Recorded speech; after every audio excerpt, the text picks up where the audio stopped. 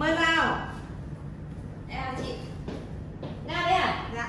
Ồ, đi ăn sinh nhật với các bạn về rồi à? Dạ vâng, em cũng vừa mới ăn xong.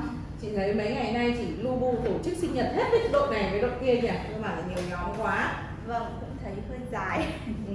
Thế hôm nay đến buổi gặp này chị có món quà chúc mừng sinh nhật XPM lớn nhất, mạnh nhất của team X4. Chúc em thêm một tuổi, đội nhóm ngày một vững mạnh hơn và phát triển, đóng góp cái phần trăm đóng góp cho X4 cũng lớn hơn, và đặc biệt là chúc năm nay lấy chồng. Em cảm ơn chị. Rồi. Vậy thì như cuộc họp buổi hẹn hôm trước thì chị có thông báo với Nga là hôm nay chị em mình họp một với nhau, cũng là để trao đổi một số vấn đề nổi cộm trong thời gian vừa qua. Thế cho chị hỏi là thế tháng 6 vừa rồi kết quả thấy ổn chứ? Nói thật với chị là tháng 6 vừa qua cũng là cái tháng mà kết thúc quý 2. Tuy nhiên là với bản thân em thì đấy là một cái kết quả không tốt đối với team trực tiếp của em.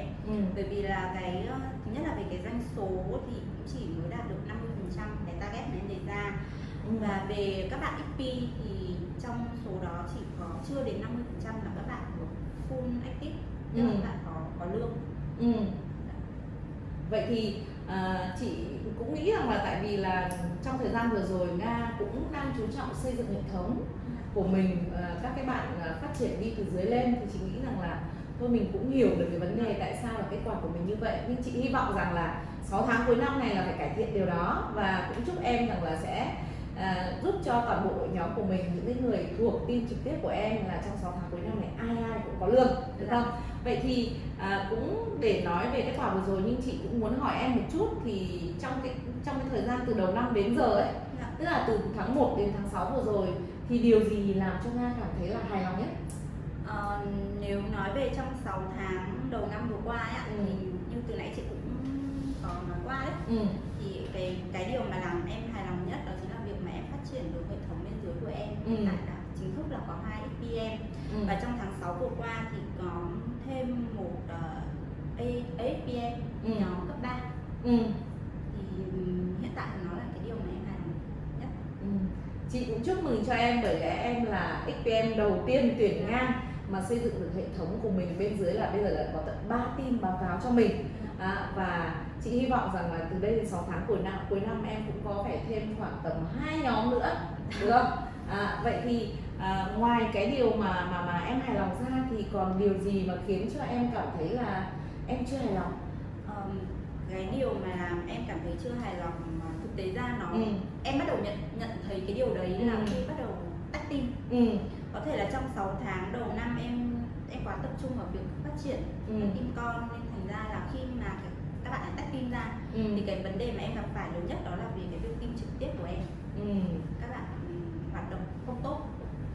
Và với bản thân em thì em nhận thấy thứ nhất đó là về cái việc mà em tuyển dụng cho team trực tiếp, về số lượng thì em tuyển dụng không đều, và cũng chưa chắc lọc được, tại vì là vì số lượng nó đang khá là hạn chế nên là cái chất lượng nó cũng không được như em mong muốn. Và chính vì thế nên cũng sẽ dẫn đến cái thực trạng hiện tại em đang gặp phải, đó là vì cái doanh số team trực tiếp của em khá là thấp, hầu như là rất khó để đạt được cái mục tiêu, cái target của em hàng tháng đề ra. Chị thì chị cũng nhìn thấy cái điều đấy trong thời gian gần đây, nhưng mà chị cũng có thể hiểu được, cũng thể hiểu cho em trong đoạn này, bởi lẽ là mình tách được 3 team ra cơ mà, thế nên là cái doanh số của mình team trực tiếp nó bị sụt giảm. Vậy thì trong 6 tháng tới hy vọng rằng là Nga có thể gọi là đưa team mình về đúng đường ray và phong độ của mình cách đây 6 tháng về trước. Vậy thì cho chị hỏi là ngoài ra thì cái vấn đề quản lý hoạt động của team em thì sao? Về cái vấn đề quản lý hoạt động thì thú thực với chị là sau cái buổi họp với các sếp, cái buổi họp khoảng đầu tháng vừa rồi ấy, thì đấy cũng là một trong cái vấn đề mà hiện tại em đang khá là đau đầu để tìm ra một cái đường đi mới, một cái hướng mới. Thì em cũng rất là hy vọng trong cái buổi họp một ngày hôm nay của chị em mình thì chị cũng có thể là cho em cái lời khuyên để có thể cải thiện cái vấn đề về quản lý hoạt động. Rồi, ok. Vậy thì mục tiêu của em trong tháng 7 này thì em sẽ đề ra cái mục tiêu gì? Cái mục tiêu của team em ấy, thì em rất là hy vọng sẽ là một trong những team có thể đóng góp cho cái mục tiêu chung của khu vực, đó là đạt được cái con số 1,2 tỷ. Và cái mục tiêu quan trọng thứ hai ấy, thì đó chính là về cái vấn đề quản lý hoạt động. Em cần phải cải thiện lại cái vấn đề quản lý hoạt động của team trực tiếp của em. Rồi. Cũng như là có thể là qua đó có thể là áp dụng cho các cái team team gián tiếp. Vậy thì cái mục tiêu chính của mình trong tháng 7 này là quản lý hoạt động. Rồi, ok. Rồi. Vậy thì rồi nhá. Vậy thì mình vừa đi qua cái phần goal của Nga. Bây giờ thì quay trở lại cái thực tế, chị muốn biết là team Nga đã làm gì với cái quy trình quản lý hoạt động trong thời gian vừa qua.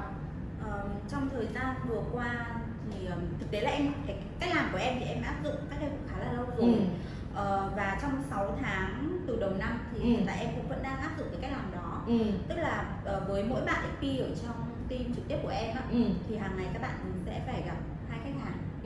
Và trong một tuần thì sẽ là gặp 10 khách hàng. Ok. Và các bạn sẽ phải gửi báo cáo bằng hình ảnh cho em vào cuối mỗi ngày. Và nếu như trong một tuần thì em đâu đó trong một tuần các bạn sẽ gặp 10 khách hàng, đúng không ạ? Tuy nhiên là cũng sẽ có những cái trường hợp là khách hàng có thể là vì lý do này, lý do kia không gặp được thì các bạn có thể là làm bù vào cuối tuần. Và nếu như sau khi mà tổng kết trong một tuần, nếu như các bạn không đạt được cái tỷ lệ là gặp 10 khách hàng, tối thiểu 10 khách hàng, thì các bạn ấy sẽ phải nộp phạt một cái phần nho nhỏ quỹ của team. Và cái phần tò mò một chút là phần nộp phần nhỏ đấy là bao nhiêu được không? 50.000 trên một khách hàng. 50.000 trên một khách hàng. Và nếu như và cái phần thưởng đấy thì thực tế ra là bọn em cũng không cho vào cái quỹ chung để mà ăn chơi hay gì đó cùng nhau đâu. Bởi vì là em nghĩ là cái tức là kiểu cái gì chung ấy thì người ta nghĩ vẫn có đâu đó cái tâm lý là người ta vẫn được hưởng ở trên đấy mà. Đó. Okay. Chính vì thế nên cái phần này là em cũng thống nhất với các bạn là bạn nào làm tốt, có kết quả tốt nhất trong tuần thì cái phần toàn bộ cái phần đó sẽ thuộc về bạn đó. Wow, hay đấy nhỉ, cách này hay đấy.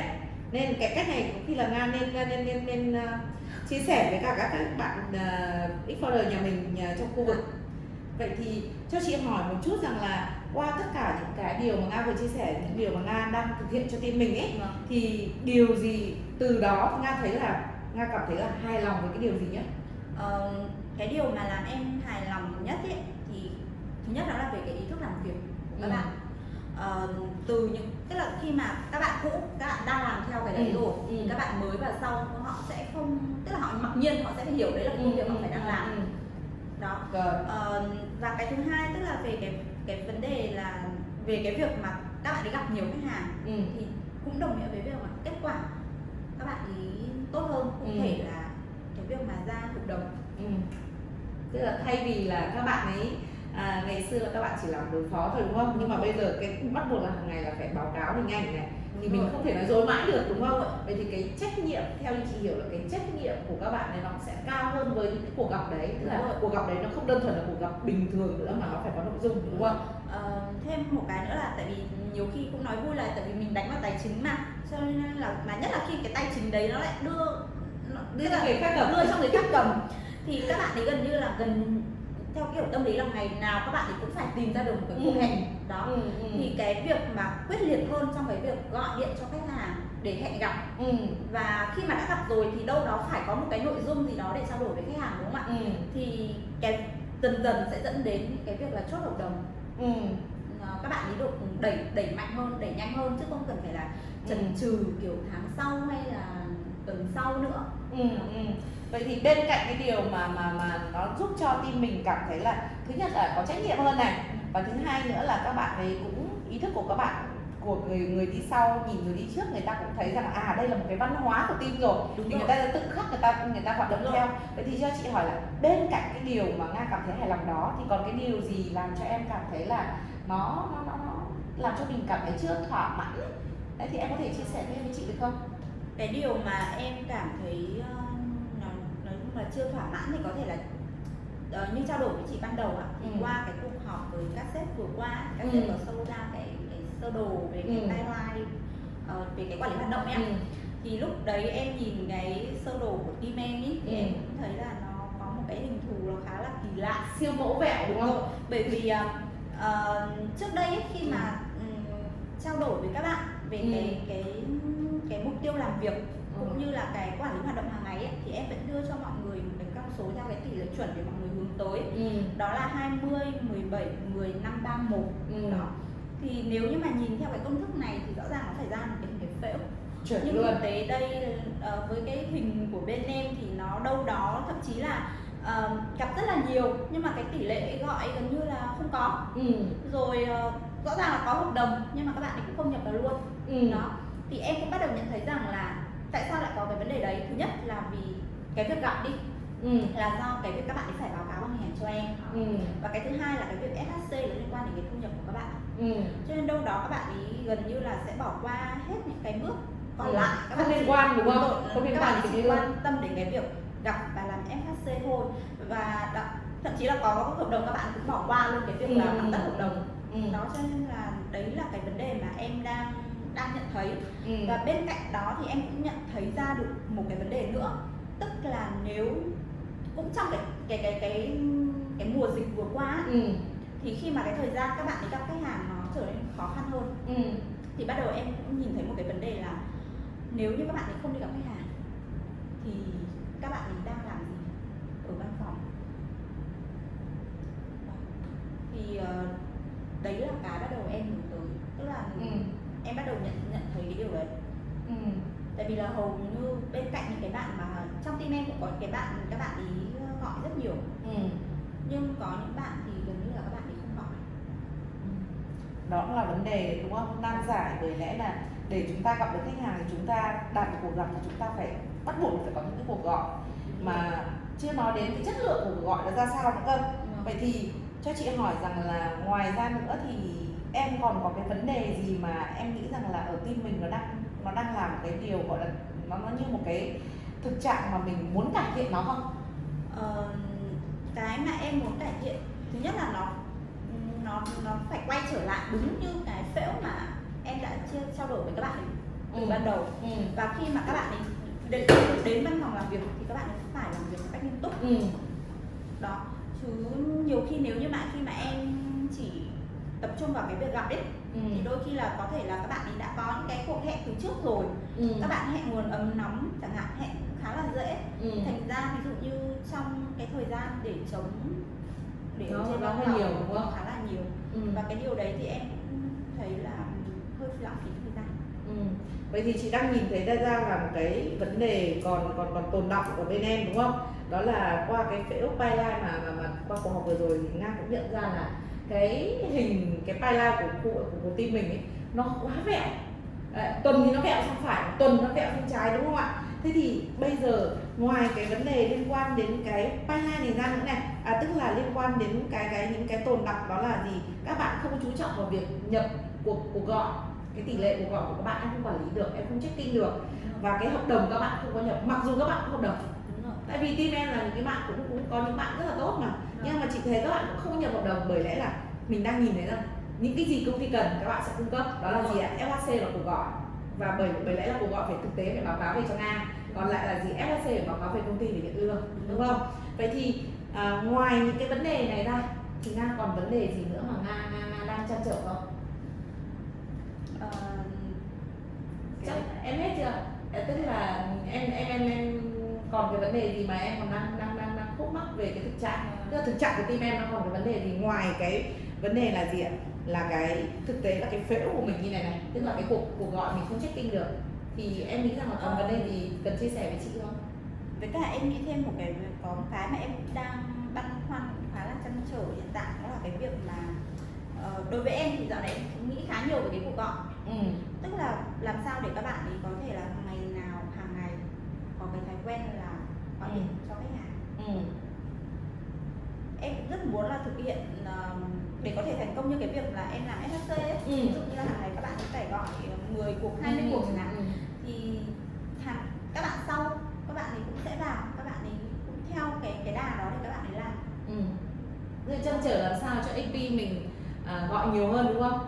Chị cũng hiểu được cái vấn đề là các bạn bây giờ các bạn hơi e dè khi mới bước chân vào nghề và mới gọi điện để gọi khách để đặt cuộc họp, đặc biệt là nội dung là bảo hiểm nhân thọ thì các bạn còn đang hơi e dè đúng không?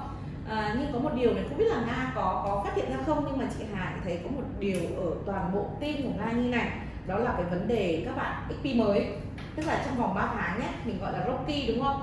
Vậy thì chị đang nhìn thấy là các bạn đang khá là cảm thấy là chưa có có nghĩa tức là các bạn chưa có involve hay là nói nhảm thì nó chưa thực sự là có nghĩa là hòa nhập được với cái văn hóa là báo cáo và bị giám sát hàng ngày. Thì chị đang nhìn thấy là các bạn ấy đang có một vấn đề là tự nhiên tôi đang ở ngoài kia tôi làm một cái công việc ấy, tôi đang tự do, chẳng có ai giám sát và miễn là cuối tháng tôi hoàn thành. Nhưng mà tự nhiên bây giờ vào với cả exchange của mình thì các bạn lại bị kiểm tra và giám sát bởi những cái báo cáo như thế này. Thì em có thấy rằng đó là một cái vấn đề mà team em nó cũng đang là cái vấn đề mà mình cần phải quan tâm không? Chị nói thì em cũng thấy đâu đó trong team em cũng có cái trường hợp như vậy. Vậy thì ok, chị em mình sẽ cùng nhau để làm sao để giải quyết cái vấn đề này cho nó triệt để nhé. Vậy thì từ nãy giờ chị em mình đã trao đổi với nhau thì tóm lại là team em sẽ cần phải cải thiện những cái việc gì trong tháng này? Trong tháng này thì hiện tại em đang nhận thấy hai vấn đề mà team em cần cải thiện. Thứ nhất đó là về việc checking cuộc gọi. Thứ hai đó là tạo thói quen hoạt động hàng ngày cho các bạn cũ cũng như đặc biệt là với những cái bạn XP mới. Rồi, vậy thì để mà cải thiện được hai cái vấn đề đó thì Nga sẽ có những cái việc làm gì cụ thể để mình cải thiện nó? Hiện tại thì em đang có ba hoạt động mà theo em nghĩ là em sẽ phải áp dụng ngay. Thứ nhất đó là việc sale review hàng ngày. Thay vì chỉ họ quan tâm đến cái việc mà các bạn ấy gặp khách hàng như thế nào thì em sẽ bám sát hơn theo các cái chỉ số, ví dụ như cuộc gọi, cuộc hẹn, cuộc gặp, FHC, trình bày giải pháp, xin đồng mối liên hệ. Các bạn sẽ báo cáo cho em cái con số các bạn đã làm của ngày hôm trước và cái mục tiêu các bạn ấy đặt ra ngày hôm nay cụ thể sẽ là bao nhiêu. Đó. Và với cái việc mà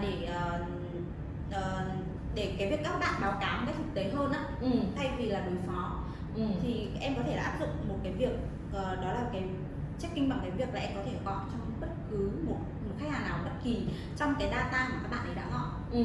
Đó.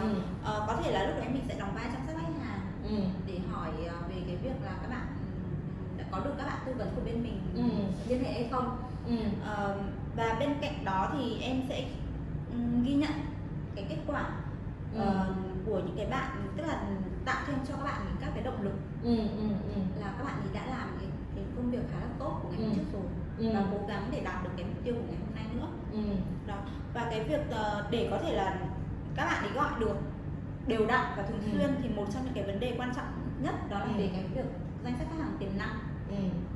Thì em sẽ bám sát trong cái việc cập nhật khách hàng và xây dựng cái P, thay vì là P100 thì cụ thể nhỏ hơn, nó có thể là P20. P20 là cái việc các bạn ấy hàng ngày sẽ gọi cho ai, thuộc phân khúc khách hàng nào và cái khách hàng này nguồn của các bạn ấy ở đâu. Và bổ sung thêm một cái vấn đề nữa đó là việc mà khi mà các bạn ấy gặp khách hàng thì các bạn ấy cũng dù không cần biết là có ký được hợp đồng hay không, nhưng đặt thêm một cái mục tiêu cao nữa đó là việc xin đổi mối liên hệ để có thể là làm dồi dào thêm cái danh sách khách hàng của bạn ấy. Và trong những cái buổi sale builder hàng tuần thì em sẽ mời những cái bạn mà có cái tỷ lệ hoạt động hàng ngày tốt, những cái hoặc là những cái bạn mà có cái kinh nghiệm cứng trong cái việc telesale để có thể lên chia sẻ cho những cái bạn mới và thậm chí là với những cái bạn cũ nhưng tuy nhiên là các bạn ấy chưa có cái hoạt động hàng ngày tốt. Tức là đây sẽ là, chị tóm tắt lại này, tức là Nga sẽ có 3 cái hoạt động cụ thể. Một là sale review. Sale review thì Nga sẽ làm sao đấy để kiểm soát về cái kết quả của ngày hôm trước và sẽ cho các bạn gom cái mục tiêu của ngày hôm nay các bạn, tức là mình kiểm soát cả cái kết quả ngày hôm trước và kiểm soát cả cái mục tiêu trong ngày hôm nay. Và cái thứ hai nữa là em sẽ bằng việc là thay vì là tránh việc là các bạn báo cáo cho có thì mình sẽ checking bất kỳ. Thì cái này thì chị cũng đã thấy là team Nga cũng đã triển khai được một thời gian, chị thấy khá là ổn và chị nghĩ rằng là họ có thể nói dối mình được một lần đúng không? Thì không thể nào họ nói dối mình 2-3 lần được. Vậy thì có nghĩa là từ cái việc này mình cũng sẽ biết được là thực chất các bạn có gọi cho khách hàng hay không. Và cái thứ ba chị nghĩ rằng là một cái trong cái sale review của Nga mà chị thấy là khá là chị ok ở chỗ rằng là em có ghi nhận những cái người họ thực hiện đúng, đủ và tốt, thì chị nghĩ rằng đấy là một trong sale mình mà cần có một cái gì đấy là tạo động lực cũng như là cái tinh thần nó tốt, thì chị đang thấy rằng là cái đầu tiên là chị tóm tắt lại là cái sale review của em là như vậy, đúng không nào? Cái thứ hai nữa đó là cái việc mà em sẽ hướng tới đến cái việc là chất lượng của khách hàng tiềm năng và lên cho các bạn kế hoạch là các bạn gọi cho ai và kiểm soát cái nguồn data đó, đúng không? Và cái thứ ba, bên cạnh đó nữa là đặc biệt là em sẽ kiểm soát cái việc là khuyến khích các bạn xin thêm cái đầu mối, gia tăng đầu mối liên hệ, đúng không? Và cái cuối cùng là trong những cái buổi FB, đúng không? Nga sẽ mời những cái bạn mà có tỷ lệ cuộc gọi thành công tốt và gọi được nhiều cuộc hẹn thì để mình chia sẻ cho các bạn trong team để các bạn học hỏi. Đây là một cái ví dụ, đúng không? Điển hình. Vậy thì đây là 3 cái việc mà Nga sẽ thực hiện trong tháng 7, đúng không? Để mà mình cải thiện 2 cái vấn đề mà team Nga đang gặp, đó là gì? Đó là liên quan đến cái cuộc gọi, đúng không nào? Và đặc biệt rằng là tạo thói quen cho đội ngũ. Đó là người đi sau sẽ nhìn người trước để làm sao đấy là mình cùng nhau để mình làm, đúng không? Vậy thì cho chị hỏi, nếu như mà tập trung để cải thiện cho cái vấn đề gọi là quản lý chất lượng hoạt động một cách chất lượng và tốt, để thay đổi cái phễu để lần sau mình đi họp mà các anh có xuất ra cái sơ đồ của team mình thì chắc chắn nó sẽ là một cái hình tam giác chuẩn, đúng không ạ? Chứ không phải là một hình là gọi là các anh hay gọi là vẹo, đúng không? Cái phễu nó vẹo. Vậy thì cái việc mà Nga sẽ chắc chắn là sẽ làm trong tháng 7, Nga sẽ ưu tiên cho cái việc gì trong 3 cái việc mà Nga vừa chia sẻ với chị Hà? Thứ nhất là cái việc mà em đã từ đầu tháng đến giờ là em bắt đầu em đã áp dụng rồi, đó chính là cái việc sale review. Đó. Thì từ cái sale review thì nó sẽ dẫn đến những cái câu chuyện khác, chẳng hạn như là về cái nguồn data khách hàng này, rồi về cái sự ghi nhận, đó, rồi hoặc thậm chí là tracking xem là khách hàng đấy là khách hàng như thế nào. Đó. Và thêm một cái vấn đề, một cái hoạt động nữa mà cái này là đối với riêng bản thân em, thì em sẽ phải kiểm tra cái VAMO một cách kỹ càng hơn. Nhưng mà để ra thay vì là làm đối phó hoặc là chỉ quan tâm đến cái FHC của các bạn ấy, thì em sẽ phải nhìn cụ thể hơn về cái con số là các bạn nhập VAMO nó có chuẩn theo cái gì mà các bạn báo cáo hay không. Tức là tháng này Nga sẽ chú trọng vào cái việc là sale review. Các bước sale review là gì? Tức là mình sẽ là một là mình sẽ gì ạ? Sẽ chốt lại tất cả những cái báo cáo của ngày hôm trước và gì, và đề ra cái goal cho các bạn ngày hôm đó. Và cái thứ hai là đó là gì? Các bạn sẽ là cái thứ hai là Nga có thể chia sẻ, cái thứ hai là checking, đúng không? Checking của gọi bất kỳ. Và cái thứ ba là các bạn sẽ là gì? Các bạn sẽ phải được ghi nhận, đúng không? Tức là sale review trong cái hoạt động đấy thì Nga sẽ quay ra là mình sẽ chốt lại là mình sẽ ưu tiên cho cái hoạt động là sale review, đúng không? Và thêm một cái nữa là ở bản thân em là em sẽ checking cái báo cáo VAMO hàng ngày để xem rằng là đội nhóm mình đã nhập chuẩn chưa. Vậy thì qua cái buổi họp ngày hôm nay, chị em mình đã cùng nhau đi đến cái việc mà chị nghĩ rằng là từ đầu đến cuối là chị em cũng mong muốn là có một cái hoạt động, một cái hành động cụ thể nào đấy để thay đổi cái pipeline của team mình. Bởi lẽ là team em nếu mà để nói về chất lượng, về tuyển dụng thì đâu đó mình cũng đã đạt khoảng tầm 60 đến 70% là các bạn khá là chất lượng, nhưng đâu đó mình cũng vẫn còn cái số nhỏ lại là tầm khoảng 30% là mình cũng chưa phải là những bạn phù hợp, cũng như là các bạn chưa có đáp ứng được cái nhu cầu của văn phòng mình. Vậy thì hy vọng rằng là trong cái buổi họp ngày hôm nay chị em mình đã nhìn thấy một cái bức tranh toàn cảnh của cái quản lý hoạt động, đặc biệt là nó của team mình. Vậy thì Nga có đồng ý với chị là sau buổi họp ngày hôm nay Nga sẽ về triển khai luôn giúp chị cái việc mà team em cần làm để cải thiện 2 cái vấn đề mà mình gặp. Thứ nhất là như em cũng có trao đổi đó, cái việc này em cũng đang bắt đầu thực hiện ngay từ đầu tháng 7 rồi, và em sẽ tiếp tục thực hiện nó trong những cái tháng tiếp theo, không chỉ là một riêng tháng 7 nữa. Và ngoài ra thì với cái việc mà thực hiện từ team trực tiếp của em, khi mà bắt đầu có thể là các bạn vào guồng một cách tốt hơn rồi thì em sẽ áp dụng sang với những team gián tiếp. Có thể là hiện tại thì với các bạn leader dưới em thì các bạn cũng có cái cách làm, cách quản lý. Tuy nhiên là đâu đó em nghĩ là đến một thời gian sắp tới thì các bạn cũng sẽ gặp những cái trường hợp giống như em hiện tại bây giờ. Đó. Thì hy vọng là với những gì mà cải thiện được thì các bạn ấy sẽ tránh những cái trường hợp giống như em hiện tại. Vậy thì chúng ta đồng ý với nhau rằng là sau ngày hôm nay việc của Nga sẽ là gì ạ? Hàng ngày ạ? Sale review hàng ngày. Rồi, ok.